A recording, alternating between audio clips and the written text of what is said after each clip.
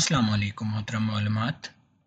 اس video میں ہم خیر مقدم کے بارے میں بات کریں گے، جس میں ہم یہ جانیں گے کہ خیر مقدم کے لیے نیا مینول کیوں بنایا گیا ہے، نئے مینول میں پرانے خیر مقدم کی نسبت کیا تبدیلیاں کی گئی ہیں، اور خیر مقدم کے نفاذ کو پہلے سے کیسے بہتر بنایا جائے۔ سب سے پہلے بات کرتے ہیں کہ نیا خیر مقدم مینول کیوں بنایا گیا ہے۔ جیسے کہ آپ کو معلوم ہے کہ خیر مقدم دن کے آغاز میں معلمہ اور طلباء کے مابین ایک مختصر گفتگو ہے، جس میں وہ اپنی زندگی سے متعلق مختلف پہلوؤں پر تبادلہ خیال کرتے ہیں۔ یہ سیشن فلیگ شپ اسکولوں میں خیر مقدم کے نام سے اور پارٹنرشپ اسکولوں میں آغاز کے نام سے منعقد ہوتا تھا۔ چونکہ ان سیشنز کا مقصد اور طریقہ کار کافی حد تک ایک جیسا تھا، لہٰذا تمام پارٹنرشپ اور فلیگ شپ اسکولوں میں ایک ہی پروگرام کے نفاذ کے لیے تعلیمی سال 2025 سے گریڈ KG سے 5 میں یہ سیشن اب اس نئے خیر مقدم مینول کے مطابق کروایا جائے گا۔ اسکرین پر گزشتہ دونوں پروگرامز کا ایک مختصر موازنہ دیکھا جا سکتا ہے۔ آئیے اب دوسرے سوال کی جانب بڑھتے ہیں اور یہ جانتے ہیں کہ نئے خیر مقدم مینول میں پرانے مینول کی نسبت کیا تبدیلیاں کی گئی ہیں۔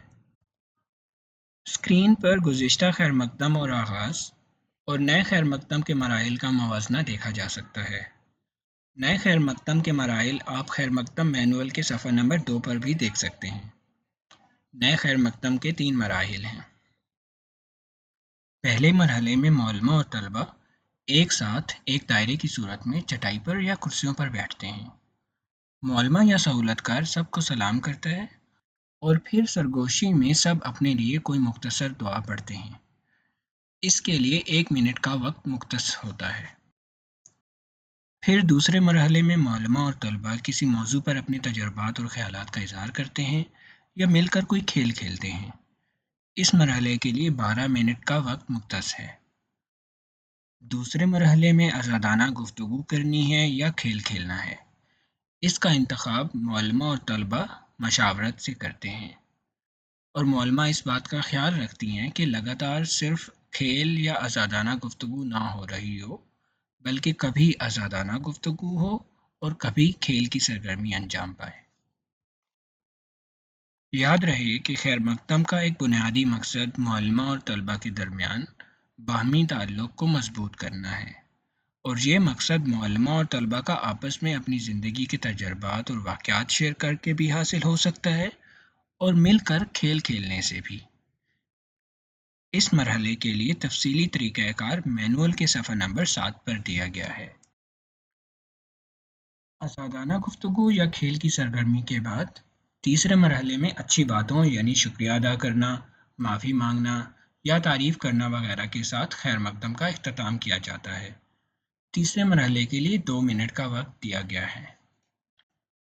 امید ہے یہاں تک آپ کو خیر مقدم کے تینوں مراحل کی بنیادی سمجھ آ چکی ہوگی۔ آئیے اب اس بات پر غور کرتے ہیں کہ خیر مقدم کے نفاذ کو پہلے سے کیسے بہتر بنایا جائے۔ خیر مقدم اور آغاز کے مشاہدات سے ان پروگرامز کے نفاذ میں جو کمیاں ابھر کر سامنے آئی ہیں، ان میں سے ایک بنیادی چیز جسے بہتر کرنے کی ضرورت ہے وہ یہ ہے کہ یہ سیشن معلمہ اور طلبہ کے درمیان ایک سوال جواب سیشن کی طرح نظر آتا ہے، جس میں معلمہ سوال پوچھ رہی ہوتی ہیں اور طلبہ ان سوالوں کے جواب دیتے ہیں، اور پھر معلمہ کی کوشش ہوتی ہے کہ وہ طلبہ کو کچھ نہ کچھ سکھائیں۔ یہ طریقہ کار خیر مقدم کے بنیادی مقاصد کے حصول میں رکاوٹ کی وجہ بنتا ہے۔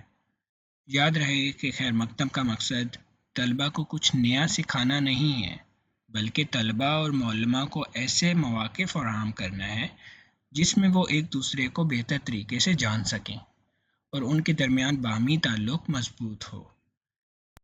یہ مقصد تبھی حاصل ہو سکتا ہے جب آزادانہ گفتگو میں معلمہ کی طرف سے لگاتار سوالات اور طلبہ کی طرف سے ان کے جوابات کے بجائے منتخب موضوع پر طلبہ اور معلمہ آپس میں بحث کریں، اپنے تجربات اور خیالات کا اظہار کریں اور ایک دوسرے سے سوالات کرتے ہوئے بات چیت کو خود ہی آگے بڑھائیں۔